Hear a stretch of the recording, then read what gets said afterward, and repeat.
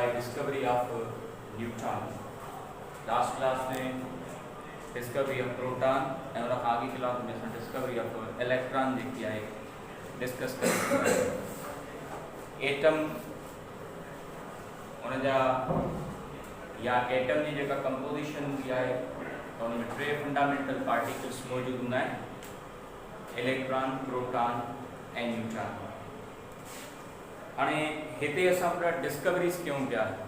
Electron discovered थियोसीं ऐं proton discovered थियो आहे. न्यूट्रॉननि जी असांखे इंफॉर्मेशन न आहे. असांखे इहो आइडिया त आहे छो त असां प्रीवियस क्लासिस में यको पढ़ंदा था अचूं त एटम जा टे फंडामेंटल पार्टिकल्स आहिनि, पर हिन चैप्टर जे हवाले सां असां इलेक्ट्रॉननि जी डिस्कवरी थ्रू डिस्चार्ज ट्यूब कईसीं ऐं प्रोटॉननि जी डिस्कवरी बि असां थ्रू डिस्चार्ज ट्यूब करे चुका आहियूं. ठीक है. Electron first fundamental particle, proton second fundamental particles. अजा असां जो कुछ कीमिस्ट हुआ उन्हनि खे थोड़ो अञा डाउट हुयो त जेको एटम आहे उन एटम जे अंदर अञा कोई थर्ड फंडामेंटल पार्टिकल्स भी मौजूद आहे. उहा उनखे आइडिया कीअं पई थिए त टियों फंडामेंटल पार्टिकल्स एटम जे अंदर मौजूद आहे. उहो इहो बि चवनि था त उहो टियों जेको फंडामेंटल पार्टिकल आहे उहो न्यूट्रल पार्टिकल आहे. उन ते काई भी चार्ज कोन्हे का.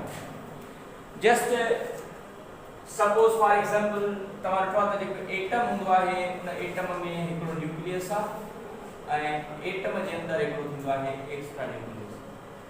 हाणे हिन खे तव्हां एटम चओ. इमेजिन कयो त हीउ जेको एटम आहे इन एटम जो वेट जेको वज़न आहे उहो असां चऊं था त 10 ग्राम आहे. हाणे जेके कीमिस्ट हुआ उन्हनि इहा आइडिया कीअं कढी ऐं कीअं उन्हनि खे आइडेंटिफाई थियो त एटम जे अंदर टियों फंडामेंटल पार्टिकल जेकी आहे उहो बि मौजूदु आहे ऐं उहो न्यूट्रल आहे. न्यूट्रल त इन करे पिया चवनि त ऑलरेडी इलेक्ट्रॉन नेगेटिव डिस्कवर थी चुको आहे, प्रोटॉन पॉजिटिव डिस्कवर थी चुको आहे. हाणे का अहिड़ी चार्ज बि आहे को उन्हनि माइनस ऐं प्लस खां सवा जो उन्हनि खे उहा चार्ज जो नालो ॾियनि, इन करे उन्हनि चयो त इहो न्यूट्रल ई हूंदो. ठीकु आहे न. हाणे हिन एटम जो जेको वज़न आहे उहो आहे 10 ग्राम. एटम जे अंदर हूंदा इलेक्ट्रॉन ऐं एटम जे अंदर आहिनि प्रोटॉन. ठीकु आहे. इलेक्ट्रॉन ते नेगेटिव चार्ज, प्रोटॉन ते पॉजिटिव चार्ज. अञा न्यूट्रॉन जस्ट असांजे आइडिया मुताबिक़ अञा डिस्कवर्ड न थिया आहिनि. हाणे जेकॾहिं टोटल एटम जो वज़न आहे 10 ग्राम ऐं जेकी कीमिस्ट आहे उहो चवे थो त जेको इलेक्ट्रॉन आहे उन इलेक्ट्रॉन जो जेको वज़न आहे उहो आहे 2 ग्राम ऐं जेको प्रोटॉन आहे उन प्रोटॉन जो वज़न आहे 4 ग्राम. हाणे ही टोटल थी वेंदा 6 ग्राम. जेकॾहिं तव्हां इंडिविजुअली अलॻि अलॻि तौर ते इलेक्ट्रॉन जो वज़न ऐं प्रोटॉन जो वज़न जस्ट इमेजिन करायो आहे, कोई पर्टिकुलर न लिखियो आहे. जस्ट फॉर एग्जांपल त जेको एटम आहे उनजो टोटल जेको वज़न आहे उहो 10 ग्राम आहे ऐं 10 ग्राम मां 2 ग्राम जेके उहे इलेक्ट्रॉन जो वेट आहे ऐं उन खां पोइ जेकी 4 ग्राम आहे उहो प्रोटॉन जो वेट आहे. हाणे टोटल था कयूं 6 ग्राम, पर असां था चऊं एटम 10 ग्राम ते 4 ग्राम. इट मीन्स हुन जो मास जेका छा आहे, यानी एटम जो वज़न उहो 4 ग्राम छो थो वधे त इतां हुननि इहा आइडिया खई आहे त अञा एटम जे अंदरि अहिड़ो पार्टिकल मौजूदु आहे जंहिंखे असां हुनजो फंडामेंटल पार्टिकल चई सघूं था. ऐं जॾहिं असां डिस्कवरी कईसीं त उहो थर्ड जेको फंडामेंटल पार्टिकल आहे उहो न्यूट्रॉन डिस्कवर थियो. यानी 10 मां जेके 4 ग्राम अञा वज़न बचे थो, इट मीन्स उहो पार्टिकल आहे. वो पार्टिकल एटम जे अंदर मौजूद आहे जेके 4 ग्राम टोटल मां मिसाल तौर ते 4 ग्राम खुटनि था. जेकॾहिं असां वटि न्यूट्रॉन डिस्कवर न थियो आहे त उहो 4 ग्राम उन पार्टिकल जो वज़न हूंदो, उन फंडामेंटल पार्टिकल जो वज़न आहे. त पर जेकी डिस्कवरी आहे न्यूट्रॉन जी डिस्कवरी आहे वो इंग्लिश फिजिसिस्ट आहे जेम्स चैडविक. ही जेका आइडिया हुई न, ही आइडिया अंदाज़न 1920 में रदरफोर्ड जेकी आहे असांजो कीमिस्ट हुयो, ही आइडिया असांखे उन रदरफोर्ड ॾिनी त इन कंहिं बि एटम जे अंदरि जेकी आहे उहो अञा हिकिड़ो थर्ड फंडामेंटल पार्टिकल बि मौजूदु आहे. असांजो इंग्लिश फिजिसिस्ट आहे जेम्स चैडविक. 1932 में उन असांखे छाजे बारे में ॿुधायो आहे, डिस्कवरी ऑफ न्यूट्रॉन. हाणे जेका डिस्कवरी असां कंदा आहियूं न उन जे लाइ जेको असां प्रोसेस अप्लाई कंदा आहियूं जंहिं तरीक़े सां न्यूट्रॉन जी डिस्कवरी थींदी आहे उन तरीक़े खे चइबो आहे आर्टिफिशियल रेडियो एक्टिविटी. हाणे तव्हां डिस्चार्ज ट्यूब नथा इस्तेमालु करे सघो by the help of discharge tube तवा न्यूट्रॉन के डिस्कवर न करे सघंदो, प्रोटॉन डिस्कवर कयासीं डिस्चार्ज ट्यूब जी मदद सां, इलेक्ट्रॉन डिस्कवर कयासीं पर न्यूट्रॉन जेके आहिनि उन सां डिस्कवर न थींदा आहिनि। आर्टिफिशियल रेडियोएक्टिविटी खे असां डिस्कस कयूं था, उन खां पोइ चऊं था त न्यूट्रॉन जेके आहिनि उन जूं कहिड़ियूं फंडामेंटल प्रॉपर्टीज़ थींदियूं आहिनि। पहिरियों चयोमांव त जेको न्यूट्रॉन हूंदो आहे उहो थर्ड फंडामेंटल पार्टिकल आहे कंहिं बि एटम जो, ऐं न्यूट्रॉन जेकी आहे उहो एटम जे न्यूक्लियस में मौजूदु हूंदो आहे। उन खां पोइ जेको न्यूट्रॉन आहे उहो न्यूट्रल चार्ज पार्टिकल आहे, यानी उन ते काई बि चार्ज न हूंदी आहे, छो त चार्ज जेका हूंदी आहे उहा इलेक्ट्रॉन ते हूंदी आहे, चार्ज जेका आहे उहा प्रोटॉन ते, ऐं एटम बि जेको आहे न उहो बि होल न्यूट्रल थींदो आहे, छो त जेतिरी चार्ज इलेक्ट्रॉन जी हूंदी आहे ओतिरी चार्ज प्रोटॉन जी हूंदी आहे, पोइ उहा चार्ज में कैंसिल थी वेंदी आहे, त ओवरऑल जेको एटम आहे उनखे असां न्यूट्रल कंसीडर कंदा आहियूं। जेकॾहिं असां न्यूट्रॉन जे मास की ॻाल्हि कयूं त न्यूट्रॉन जो जेको मास आहे 1.76 × 10⁻27 किलोग्राम, ऐं जेके न्यूट्रॉन थींदा आहिनि उहे 1842 टाइम्स हेवियर देन इलेक्ट्रॉन। इलेक्ट्रॉननि खां 1845 दफ़ा वधीक जेके आहिनि उहे वज़नी थींदा आहिनि, मास जेको आहे उनजो ज़्यादा थींदो आहे, ऐं प्रोटॉननि ऐं न्यूट्रॉननि जो जेको मास आहे उहो तक़रीबन सेम थींदो आहे, थोरो फ़र्क़ु हूंदो आहे। उनजो असां जेको प्रोटॉन जो मास आहे उहो 1.67 × 10⁻27 लिखंदा आहियूं, हिन जो हूंदो आहे 76.11 जो फ़र्क़ु हूंदो आहे, 0.10 जो फ़र्क़ु हूंदो आहे, न त तक़रीबन उनजो मास जेकी आहे उहो सेम हूंदो आहे। त 1920 खां अॻु में 1911 में रदरफोर्ड हिकिड़ो पर्टिकुलरली तौर ते एक्सपेरिमेंट भी परफॉर्म कयो हुयो, जेको असां ऑलरेडी तौर ते नेक्स्ट असांजी जेका टॉपिक ईंदी जेके असां रदरफोर्ड एटॉमिक मॉडल चवंदा आहियूं उहो डिस्कस भी कंदा आहियूं। उन मां उन रिज़ल्ट वरितो हुयो, हालांकि अॻु में असांखे एटम जे पार्ट्स जी भी ख़बर न हुई त एटम में केतिरा पार्ट्स हूंदा आहिनि, मिसाल तौर ते न्यूक्लियस हूंदो आहे, एक्स्ट्रा न्यूक्लियस हूंदो आहे, इहो कोई भी आइडियो जेको आहे न असां वटि न हुयो, पर जॾहिं इहे एक्सपेरिमेंट कया त उन जे थ्रू असांखे इहा इंफॉर्मेशन मिली। हाणे रेडियो एक्टिविटी जे थ्रू या डिस्कवरी ऑफ न्यूट्रॉन जेकी आहे उहा कहिड़ी एक्टिविटी जे थ्रू असां कंदा आहियूं, radio activity artificial radio activity. Radio activity जा ॿ टाइप्स थींदा आहिनि, हिकिड़ी रेडियो एक्टिविटी थींदी आहे जंहिंखे असां नेचुरल रेडियो एक्टिविटी चवंदा आहियूं, ऐं हिकिड़ी रेडियो एक्टिविटी हूंदी आहे जंहिंखे असां आर्टिफिशियल रेडियो एक्टिविटी चवंदा आहियूं। अच्छा, जेका आर्टिफिशियल रेडियो एक्टिविटी हूंदी आहे न, या न्यूट्रॉन जो जेको डिस्कवर्ड करण जो तरीक़ो आहे, उन जे लाइ असां छा कंदा आहियूं त हीलियम खणंदा आहियूं। हीलियम जी एटॉमिक नंबर जेकी आहे उहा 2 हूंदी आहे, ऐं एटॉमिक मास जेकी आहे उहा 4 हूंदी आहे। हाणे इन हीलियम खे हीलियम जी असां बम्बार्डमेंट कराईंदा आहियूं, या हीलियम खे जेकी आहे सिंपली तौर ते रिएक्ट कराईंदा आहियूं छा सां, बेरिलियम सां। बेरिलियम जेकी आहे उनजी एटॉमिक मास जेकी आहे 4 हूंदी आहे, ऐं बेरिलियम जी जेका एटॉमिक नंबर हूंदी आहे उहा 4, ऐं एटॉमिक मास जेका आहे उहा 9 हूंदी आहे beryllium. By the help of artificial radioactivity, alpha particles खया वेंदा आहिनि। इनके अल्फा पार्टिकल्स जेके हूंदा आहिनि उन्हनि खे तव्हां हीलियम न्यूक्लियाई सॾे सघो था। हीलियम न्यूक्लियाई जेकी आहे उन में 2 प्रोटॉन हूंदा आहिनि, ऐं इन्हनि अल्फा पार्टिकल्स जी बम्बार्डमेंट कराईंदासीं, रिएक्ट कराईंदासीं, ऐं रिएक्ट कराइण खां पोइ नतीजे में हीउ जेको रिएक्शन हूंदो आहे उहो न्यूक्लियर रिएक्शन हूंदो आहे, यानी कि ॿिन्ही एटमनि जा जेके न्यूक्लियाई हूंदा आहिनि न उहे डिस्ट्रॉय थींदा आहिनि।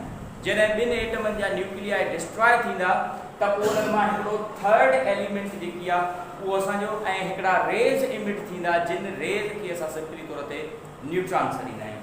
अच्छा, हाणे हिननि खे रिएक्ट कराइण जो या सिंपली तौर ते जॾहिं रिएक्ट कंदा त नतीजे में रिज़ल्ट छा ठहंदो त जेका हीलियम आहे अल्फा पार्टिकल आहे उनजो एटॉमिक नंबर, ऐं जेका बेरिलियम आहे उनजो एटॉमिक नंबर जोड़ थींदो। 2 हीलियम जा आहिनि, 4 जेके आहिनि उहे बेरिलियम जा आहिनि। हाणे उहो कहिड़ो एलिमेंट आहे जंहिंजो एटॉमिक नंबर 6 आहे। 2 ऐं 4 पाण में मिलाईंदासीं, हिकिड़ो थर्ड एलिमेंट जेकी आहे उहो असांजो ऑब्ज़र्व थी वेंदो। हिते एलिमेंट जेको ऑब्ज़र्व थींदो उहा थींदी कार्बन। कार्बन जी एटॉमिक नंबर हूंदी आहे 6, यानी कि हीलियम ऐं बेरिलियम खे हीलियम ऐं बेरिलियम खे न्यूक्लियर रिएक्शन जेकी आहे उहो तव्हां कंदव, आर्टिफिशियल रिएक्शन कंदव त 2 ऐं 4 जो एटॉमिक मास आहे उहो रिज़ल्ट में 6 थी वेंदो, ऐं उहो 6 कार्बन जो एटॉमिक नंबर हूंदो। 9 ऐं 4 13 थींदा, पर कार्बन जी एटॉमिक मास जेका हूंदी आहे उहा 12 हूंदी आहे। हाणे 12 थी जेको एटॉमिक मास हूंदो आहे न उहो न्यूट्रॉन खे शो कंदो आहे, न्यूट्रॉन के जेको एटॉमिक नंबर हुंदो आ वो इलेक्ट्रॉन के ऐं प्लस में प्रोटॉन के शो कंदो आ। हाणे 12 थी विया पर थियन घणा था 13 था थियन त हिकड़ो हिन मां छा थींदो न्यूट्रॉन जेकी आहे वो खारिज थींदो। हिन तरीक़े के असां आर्टिफिशियल रेडियो एक्टिविटी ऐं हिते ॾिसो तव्हां जो हे न्यूट्रॉन छा थो थिए डिस्कवर्ड थो थिए न्यूट्रॉन जेकी आहे वो ऑब्जर्व थो थिए त इन तरीक़े सां असां न्यूट्रॉन्स खे भी सिंप्लीफाई करे सघूं था। इन तरीक़े सां असां न्यूट्रॉन जेके डिस्कवर्ड करे सघूं था। Radio activity H Becquerel Henry Becquerel नाले कीमिस्ट आहे जंहिं असांखे रेडियो एक्टिविटी जे बारे में फर्स्ट जेका कंक्लूसिव एविडेंस ॾिनी 1896 में 1896 में ऐं जेका रेडियो एक्टिविटी थींदी आहे न उन रेडियो एक्टिविटी में छा थींदो आहे त हिकिड़ो एलिमेंट हूंदो आहे रेडियो एक्टिविटी सिंधी में असां चवंदा ताबकारी ताबकारी जो मक़सद होगा कयो कोई भी एलिमेंट हुजे कोई भी एटम हुजे उन एलिमेंट एटम मां उन जो न्यूक्लियस डिस्ट्रॉय थे ब्रेकअप थे ऐं उन मां इनविजिबल रेडिएशंस जेके हुजनि उहे इमिट थियनि उन खे चइबो आहे रेडियो एक्टिविटी। ऐं रेडियो एक्टिविटी जा ॿ टाइप्स जेकी आहे तव्हां ॿुधायो आहे हिकिड़ी रेडियो एक्टिविटी हूंदी आहे जंहिं रेडियो एक्टिविटी खे असां नेचुरल रेडियो एक्टिविटी चवंदा आहियूं natural radio activity. and second radioactivity type आहे जंहिंखे चइबो आहे artificial radioactivity.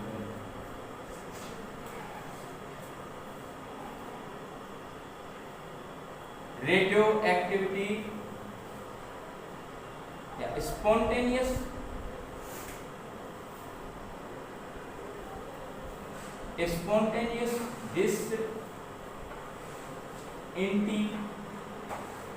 disintegration of the nucleus of an atom from which invisible radiations are emit that element is called radioactive and phenomena are known as radioactivity. तो कहीं भी atom जो nucleus है वो डिस्ट्रॉय थे डिसइंटीग्रेट थे ब्रेकअप डाउन ब्रेकअप थी वने टुटी पवे ऐं उन मां नज़र न ईंदड़ रेडिएशंस जेके हुजनि उहे ख़ारिज थियनि उन एलिमेंट खे रेडियोएक्टिव एलिमेंट चइबो आहे ऐं उन फेनोमेना खे रेडियोएक्टिविटी चइबो आहे। ॾिसो न कोई भी एलिमेंट हूंदो आहे उन जो न्यूक्लियस आहे ऐं जॾहिं कंहिं एटम जो न्यूक्लियस जेके आहे न उहो ब्रेकअप थींदो त उन ब्रेकअप थियण जे नतीजे में सिंपली तौर ते उन मां मुख़्तलिफ़ क़िस्म जा रेस जेके आहिनि उहे ख़ारिज थींदा आहिनि। हीउ न्यूक्लियस आहे। हाणे जॾहिं कंहिं बि एटम जो न्यूक्लियस ब्रेकअप थियो आहे त उन मां कहिड़ा रेस निकिरंदा आहिनि हिकिड़ा रेस हूंदा आहिनि जिन खे असां अल्फा रेस चवंदा आहियूं हिकिड़ा रेस हूंदा आहिनि जिन खे असां बीटा रेस चवंदा आहियूं ऐं हिकिड़ा रेस हूंदा आहिनि जिन रेस खे असां गामा रेस हीअ जेका सिंबल आहे या अल्फा खे थी शो करे हीअ जेका सिंबल लिखी आहे उहा बीटा खे थी शो करे ऐं हीअ जेका सिंबल आहे या सिंपली तौर ते गामा खे थी शो करे। हाणे ॾिसो असांखे डिस्कवर्ड छा करिणो आहे असांखे न्यूट्रॉन डिस्कवर्ड करणा आहिनि। हाणे न्यूट्रॉन खे डिस्कवर्ड करण जो हिकिड़ो तरीक़ो ही आहे हिन खे चइबो आहे आर्टिफिशियल रेडियोएक्टिविटी। रेडियोएक्टिविटी माना अहिड़ो तरीक़ेकार जंहिंमें कंहिं बि एटम जो न्यूक्लियस टुटी पवे ऐं उन मां नज़र न ईंदड़ शुआ जेके हुजनि उहे ख़ारिज थियनि। हाणे सवाल इहो पैदा थींदो त रेडियोएक्टिव एलिमेंट हूंदा कहिड़ा आहिनि। Radioactive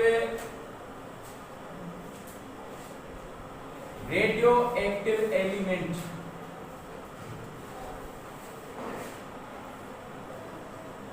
the element from which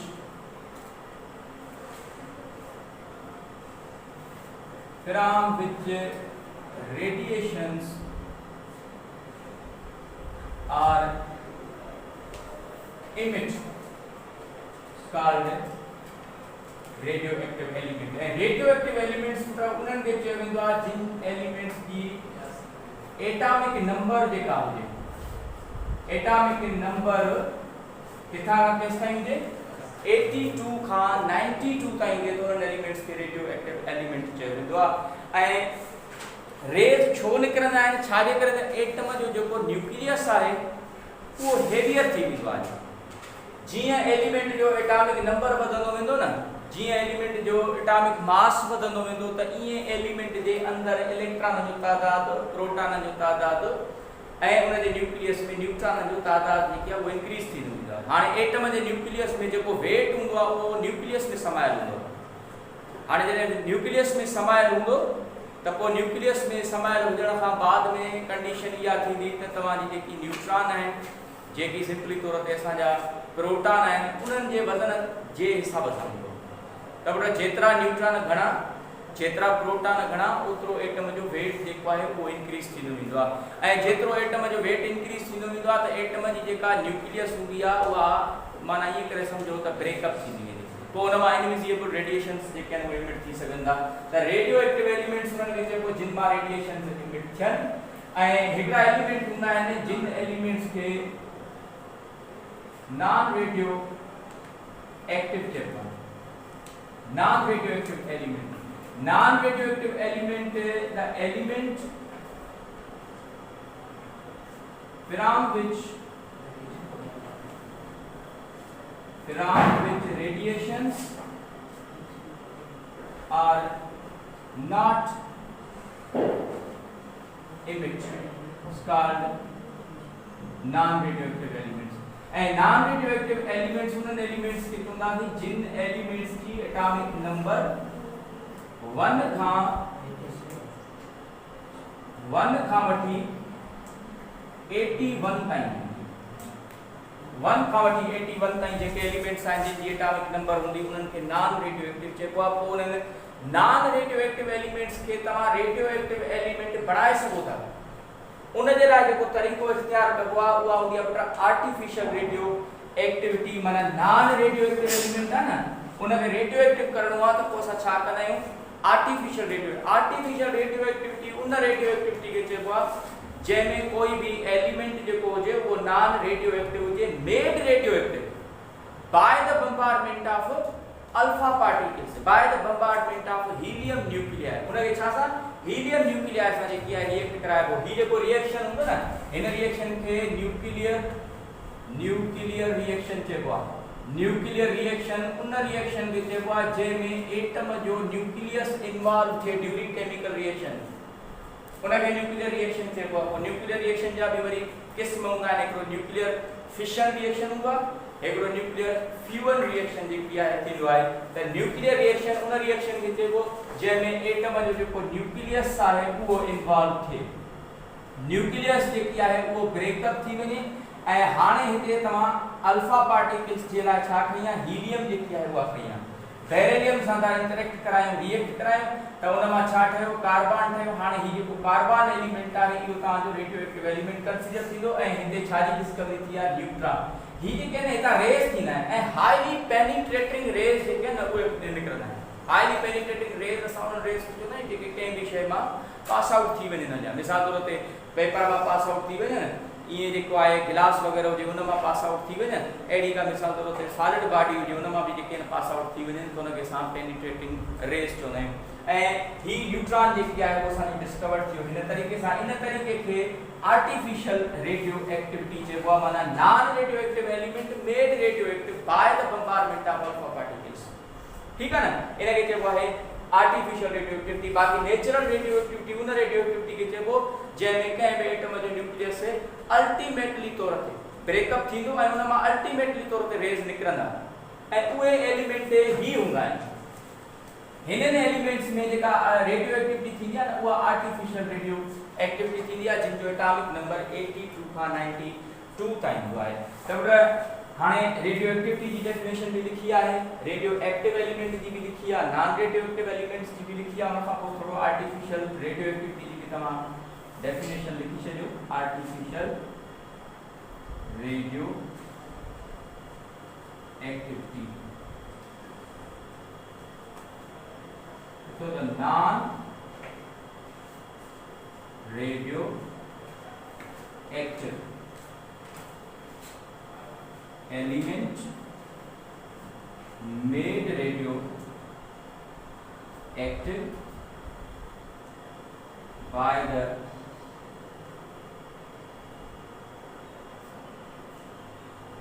bombardment of alpha particles. Alpha particles means helium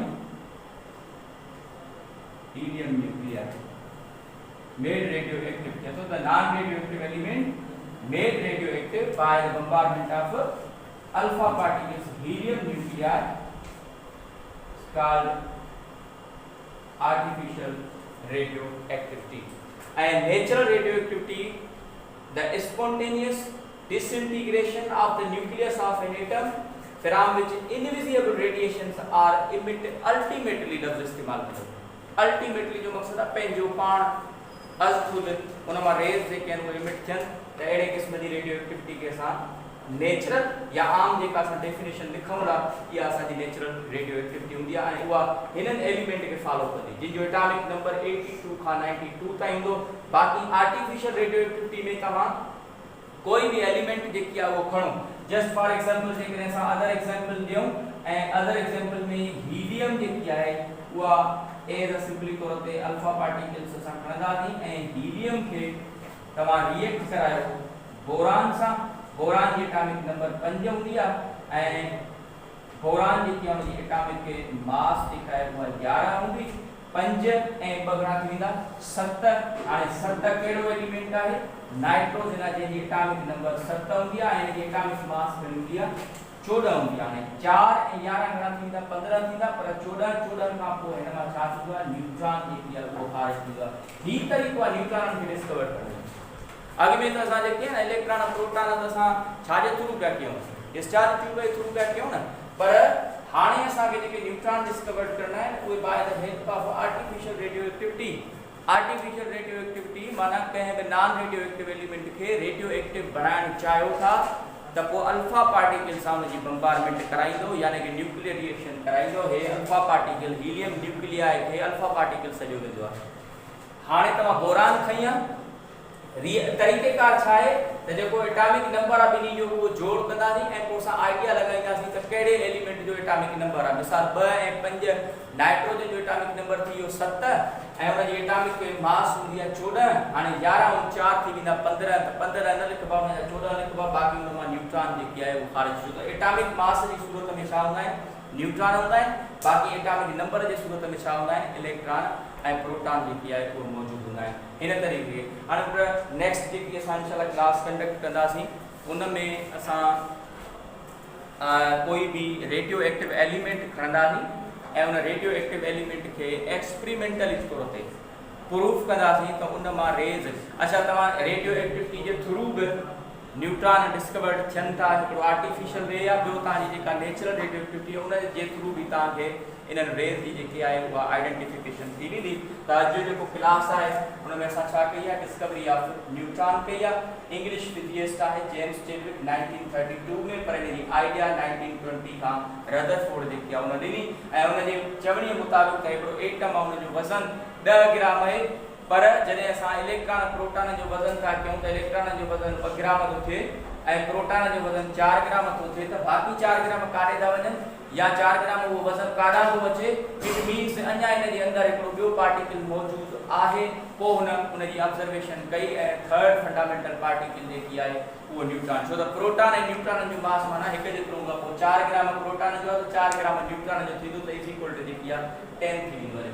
neutron ji property बुधाइमो जे तरीके से उनके डिस्कवर करे सके तो वो आर्टिफिशियल रेडियो एक्टिविटी वारो तरीको रेडियो एक्टिविटी की डेफिनेशन लिखी है जेका असानी radio activity artificial radio activity है उन जे लाइ ता तो न्यूक्लियर रिएक्शन थीदो यानी एटम जा न्यूक्लियस इन्वॉल्व थीदा ए हाईली पेनिट्रेटिंग रेज जे के एमिट थीदा जिनके ता न्यूट्रॉन चुनो